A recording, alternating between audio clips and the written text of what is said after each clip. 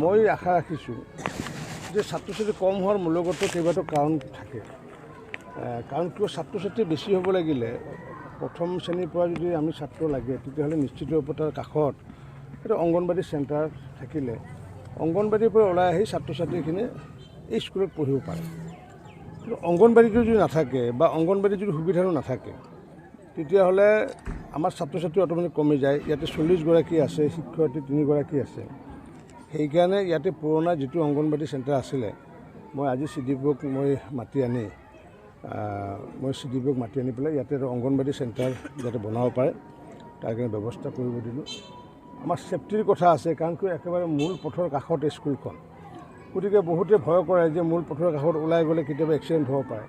মিউনিচিপালিটিক মই আজি দায়িত্ব অৰ্পণ কৰিলোঁ। মিউনিচিপালিটি ইতিমধ্যে ফিটা তিটা লৈ পেলাই আহিলে তেওঁলোকে ৰবিবাৰৰ পৰা দেওবাৰৰ পৰা কাম আৰম্ভ কৰিব। এখন অন্ততঃ তেওঁলোকে ৱাল এখন আমাক বান্ধি দিব। তাৰপিছত মই আশা ৰাখিছোঁ প্ৰধান শিক্ষয়িত্ৰী, SMDC আৰু শিক্ষয়িত্ৰীসকলে এই অঞ্চলত দাঁতিকাষৰীয়া প্ৰত্যেক ঘৰ মানুহৰ ঘৰত গৈ শংকৰদেৱ শিশু নিকেতনৰ প্ৰধান আচাৰ্য বা আচাৰ্যসকলে যেনেকুৱা মানুহৰ ঘৰে ঘৰে যায় সেই কামফালে ইয়াতে কৰিব লাগিব। আৰু সেইটো যদি নকৰে 30টাতকৈ যদি কম হৈ যায় আল্টিমেটলি এই বিদ্যালয়খন বন্ধ হৈ যাবগৈ। আৰু বন্ধ হৈ যোৱা মানে ৰাইজৰ একো ক্ষতি নহয়, বন্ধ হৈ যোৱা মানে অসমীয়া মাধ্যমৰ এখন স্কুল বন্ধ হ'ব।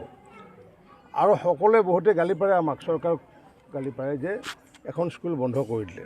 কিন্তু বন্ধ আমি যেতিয়া 10টা ল'ৰা লৈ পেলাইতো এখন স্কুল চলাব নোৱাৰোঁ, কাৰণ অন্য ঠাইত ল'ৰা ছোৱালী বেছি আছে, শিক্ষক দিব পৰা নাই। গতিকে স্কুলখন যাতে বন্ধ নহয়, আমাৰ স্কুলৰ প্ৰধান আমাৰ শিক্ষক শিক্ষয়িত্ৰীসকলে, স্থানীয় ৰাইজে, স্থানীয় জনপ্ৰতিনিধিয়ে বা আমাৰ যিসকল বিশিষ্ট ব্যক্তি আছে সকলোৱে এইটো নৈতিক দায়িত্ব হ'ব লাগে যে যাতে তেওঁলোকৰ ল'ৰা ছোৱালীক যাতে পঢ়ায়। ইয়াতে পঢ়োৱাৰ প্ৰাক মুহূৰ্তত 2টা ব্যৱস্থা মই কৰাই দিলোঁ। আজি অংগনবাড়ী চেণ্টাৰটো কৰাই দিলোঁ ইয়াতে, লগতে আপোনাৰ ৱালখন কৰাই দিলোঁ। মই ভাবোঁ যে প্ৰত্যেক নাগৰিকৰ সৰু সৰু ল'ৰা ছোৱালীসকলক অংগনবাড়ীত পঠাব লাগে। মই নিজে ল'ৰা ছোৱালীক অংগনবাড়ীত পঠাইছিলোঁ। কামৰূপৰ জিলা আয়ুক্তৰ ল'ৰাক অংগনবাড়ীত পঠায়। এইখিনি পঠাব লাগে যে সৰুতে যদি ইংৰাজী স্কুলত যদি টাই মাৰি পেলাই এই যে কিট জি বা কিবা এনেকুৱা আছে তাত পঠাই দিয়াৰ লগে লগে তাৰ মানসিকতাটো পৰিৱৰ্তন হয়। সি ভাবি লয় কি যে স্কুলত পঢ়া ল'ৰা ছোৱালীসকলে টাই পিন্ধা, কিন্তু আমাৰ দুখীয়া মানুহৰ ল'ৰা ছোৱালীটো স্কুলত আহে। গতিকে এইবোৰ অংগনবাড়ীত যিহেতু ধনী ল'ৰা ছোৱালী আহে, দুখীয়াও আহে, তেতিয়া সি সমাজখন বুজি পায়, ভাৰতৰ সমাজখন বুজি পায়। তাৰ মানসিকভাৱে প্ৰস্তুত হয় যে আমি সকলোৱে একত্ৰিত হৈ থাকিব লাগিব, কোনোবা হয়তো দুখীয়া, কোনোবা ধনী। কিন্তু সৰুৰে ক্লাছ 3 বছৰৰ পৰা যদি আমি সেইবোৰ স্কুলত দিওঁ তেতিয়া তাক মানসিকভাৱে গঢ় দিয়া হয় যেন দুখীয়াৰ লগত সম্পৰ্ক ৰাখিব নালাগে। সেইকাৰণে প্ৰতিগৰাকী অভিভাৱক মই আহ্বান জনাইছোঁ যে যাতে তেওঁলোকে নিজৰ শিশুসকলক যাতে অংগনবাড়ীত যাতে প্ৰেৰণ কৰে। ধন্যবাদ।